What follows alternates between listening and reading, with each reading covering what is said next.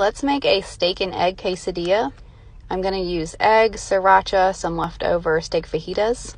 I broke 3 eggs to a bowl, added a little bit of milk, salt, and pepper. Then you're going to scramble the eggs together. Add to a pan with a little bit of oil or butter. And then you are going to gently scramble the eggs however you want. Again, I like this method just because it looks cool. Once the egg starts to cook on the edge of the pan, you scoot it to the middle. And at the end, it's going to look something like that. Okay, so I tried to use my Parmesan wrap since they're my new favorite thing. Added some sriracha to it. And then I added a chunk of egg. The Parmesan wrap melted pretty much immediately, and I turned it into like an egg chili relleno looking situation.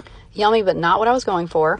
So I grabbed my whole wheat tortillas. We're going to put that in a heated pan, add some more sriracha. And the key to your quesadilla is lots of cheese. That's going to help it stick together.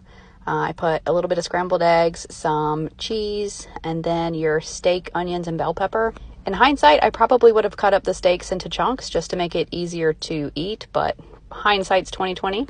Put some cheese on the other side, fold that bad bitch in half, and then you're going to want to squish it and cook it until it is brown on both sides and the cheese has melted together.